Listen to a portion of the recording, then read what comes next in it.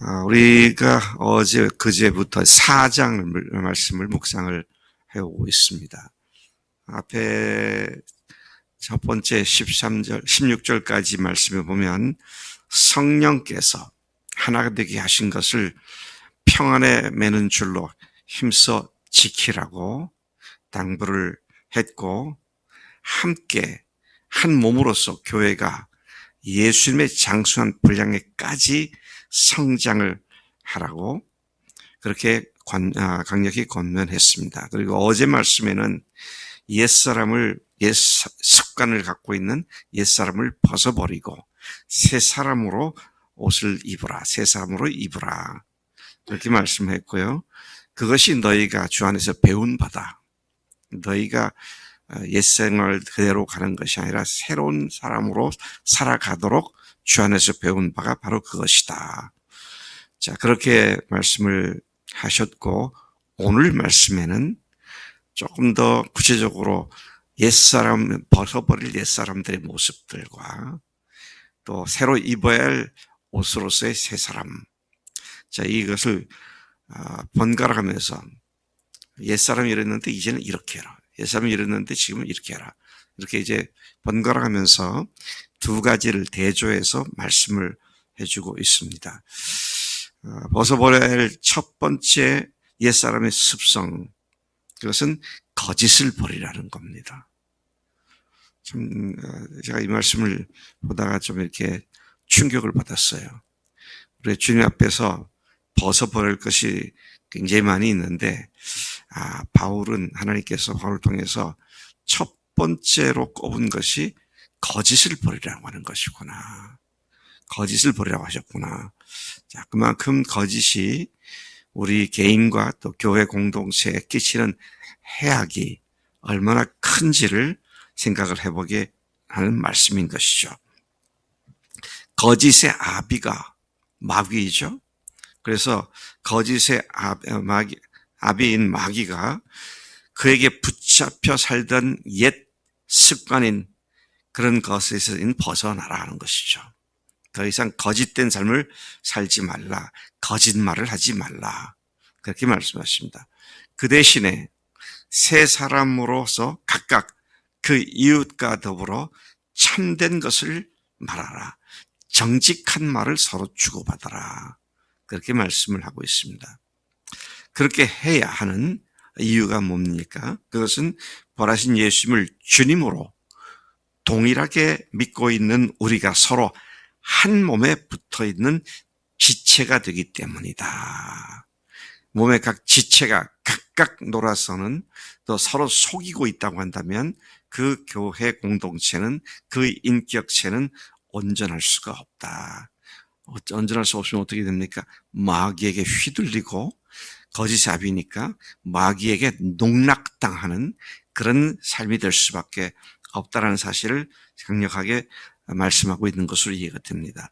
정직한 언어 생활이 주님의 동행하심을 보장해 주는 줄로 믿습니다. 어떤 의미에서도 거짓으로는 주님의 동행이 불가능하다라는 사실을 생각해야 할 것입니다. 그래서 우리가 이 말씀에서 생각나는 것은 10계명 중에 제9제 9계명, 너희 이웃에 대하여 거짓 증거하지 말지니라. 그 말씀이 우리가 생각나는 계명이 되죠.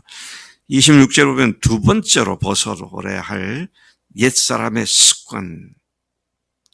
자, 이게 이제 남자들의 경우에 이런 일이 많이 있습니다.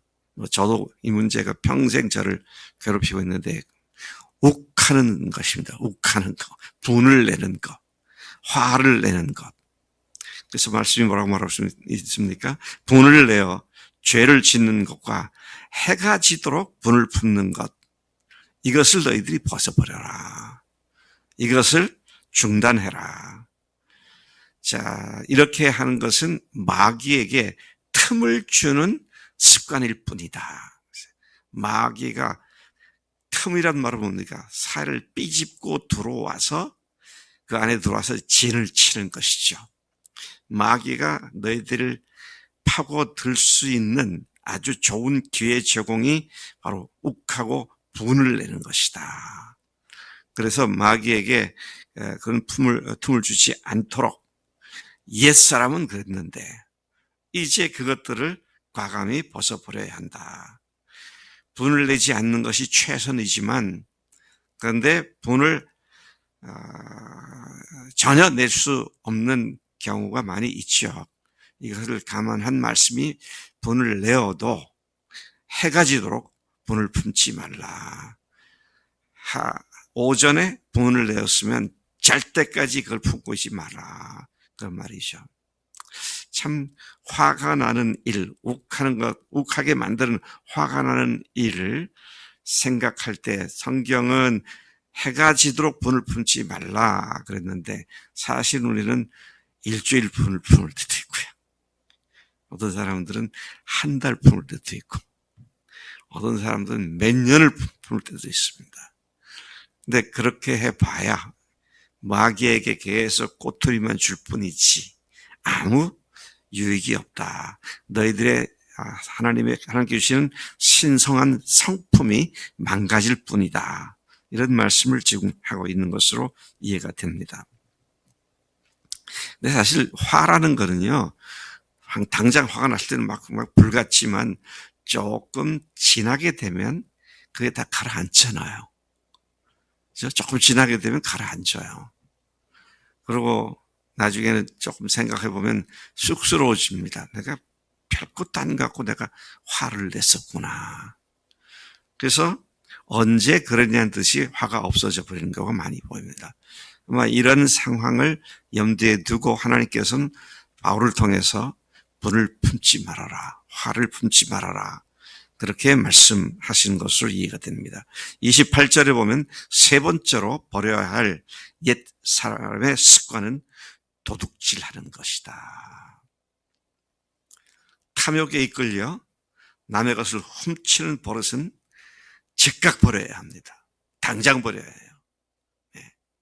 제가 요즘 이렇게 정치가들이서 싸우는 걸 가만 보면 김건희가 뭐 표절을 했다 그러잖아요. 이재명이가 거기에 대해서 또 뭐 일가를 했었고 옛날에. 네. 근데 표절이라는 게 뭐예요? 남의 글 훔치는 겁니다. 근데 이재명이 한 얘기가 웃기더라고요. 나도 그랬었지만 그러면서 근데 자기가 공부한 것이 부정부패를 방지하는 것에 대한 연구를 했다 그러더라고요.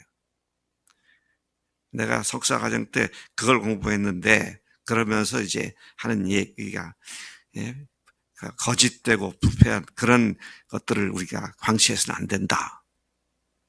쥐는 부정부패를 다루는 논문을 쓰면서 남의 걸 훔쳐왔어. 표절을 해가지고 사실을 인정하고 개망신 당했잖아요. 그러고는 똥 묻은 게와 재 묻은 게 나무라듯이. 그래서 참 이렇게 보면서 인간들이라는 것이 꼭 이재명이 빼라 다 저렇게 했구나. 자기가 하는 것에 대해서는 그냥 관용하고 다른 사람들이 하는 것에서는 아주 그냥 족갈 곤두세면서 쌍심줄 돋구고 그냥 저렇게 큰 소리를 치는구나. 참 말도 안 되는 그런 일들을 하게 되는데 그것이 뭡니까? 도둑질하는 것. 남의 것을 슬쩍 갖고 가는 것. 자, 이런 것들은 당장 버려야 한다. 그래서 우리가 바늘 도둑질이 소도둑질로 바뀐다. 그런 말 같은 건 방치해 두면 그것이 점점 큰 문제로 우리를 망하게 만드는 그런 것이 되는 것이다. 근데 반면에 세 사람은 어떻게 해야 되느냐?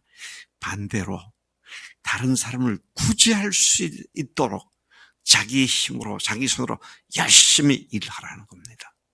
도둑질하지 말고 뭐하라? 다른 사람을 구제하라는 거죠. 참 이게 너무도 중요한 교훈이다. 그런 생각이 들어요. 세상은 정말 이 논리라는 게 참 재밌어요. 탐관 오리들의 물건을 훔쳐서 가난한 사람들에게 나눠준다. 그게 누구 얘기입니까? 홍길동 얘기잖아요. 홍길동. 그래도 그건 정당하다. 그런데 어쨌든 훔치는 것은 하나님께서 허락하지 않는 것이다.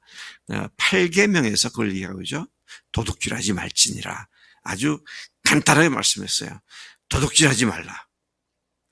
자, 주님께서 원하시는 것이 우리가 정직하게 스스로 일을 해서 다른 사람을 도울 수 있도록 하는 그런 것을 말하고 있는 것이죠.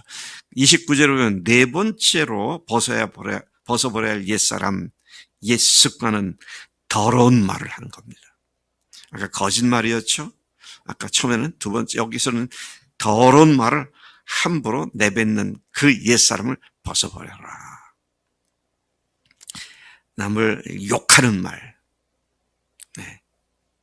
음란한 말, 남을 모독하는 말 등으로 입으로 짓는 모든 아름답지 못한 말을 중단하라 그랬어요.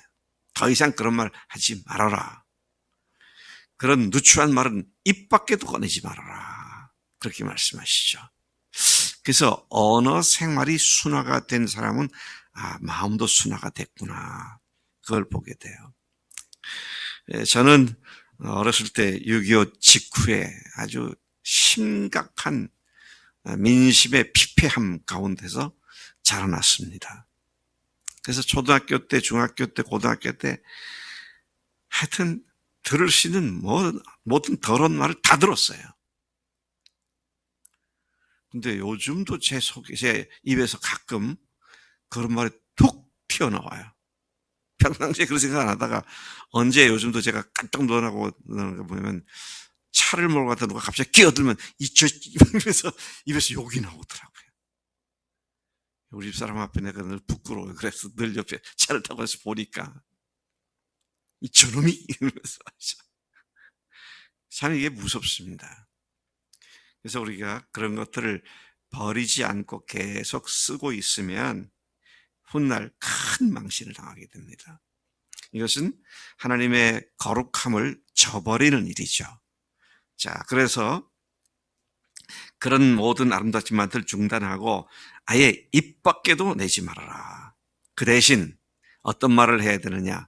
다른 사람들에게 덕을 세우는데 소용되는 그런 선한 말을 해서 듣는 자들에게 은혜를 끼치는 새 사람으로 옷 입으라. 그렇게 말하십니다. 골로새 4장 6절에도 그런 말씀 나오죠. 너희들이 무슨 말을 하려고 할 때에 이 말을 했을 때에 내가 다른 사람들에게 은혜를 끼치는 말을 하는가, 아니면 사람들의 마음을 후벼 파고 괴롭히는 말을 하는가. 항상 은혜 가운데서 소금으로 맛을 낸 것 같이 그렇게 해라. 같은 말을 해도 맛깔스럽게 사람들에게 은혜가 되게. 내가 보니까 우리 누구야? 갑자기 생각이 안 나. 상범이가 그런 말은 잘 하는 것 같아. 맞지? 덕스러운 말 잘 하지? 근데 조금 농담이 심한 것 같아서 때로는 어떤 사람이 좀 상처를 입을 수도 있겠다 그런 생각도 들어. 자, 그래서 주님께서 우리에게 오늘 네 가지를 크게 말씀하고 계시는데, 첫 번째는 거짓말 하지 말아라.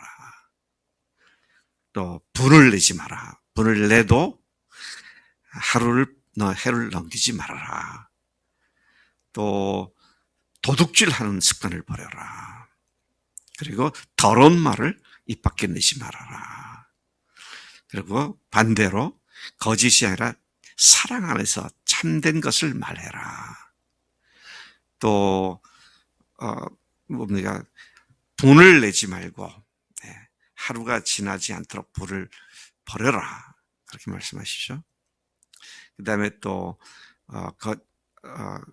세 번째는 도둑질을 하지 말고 오히려 다른 사람들을 도울 수 있도록 자기 손으로 열심히 일해라.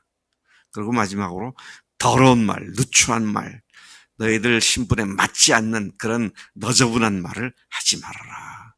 오히려 소금으로 맛을 온 음식 재료에다 고르게 한 같이 사람들에게 은혜 끼치는 그런 말을 찾아서 행하는 것이 마땅하다.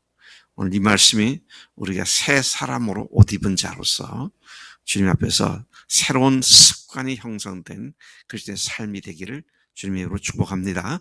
하나님 아버지 감사합니다. 오늘 이 아침에 하나님 주님께서 우리에게 4가지 옛 것을 버리고 새 옷을 입으라고 하셨는데, 하나님 우리로 하여금 이 말씀대로 거짓을 버리고 참된 말을 하고 사랑 안에서 참된 말을 하고 또 도둑질하지 않게 하시고 또 분을 내어도 분을 품지 않고 하루가 지나도 품지 않게 하시고, 그리고 하나님 저희들이 누추한 말, 어리석은 말, 하나님 앞에 더러운 말 이런 것들을 입 밖에 드러내지 말라고 했는데 오히려 소금을 음식에 고루 치듯이 은혜로운 모든 사람에게 은혜가 되는 말을 하는 우리가 되도록 권면해 주셨사오니 우리가 한 몸에 붙어있던 자들로서 하나님 그런 삶을 살도록 인도해 주시는 줄로 믿습니다. 순종하겠습니다. 감사합니다. 예수님의 이름으로 기도로 삼나이다. 아멘.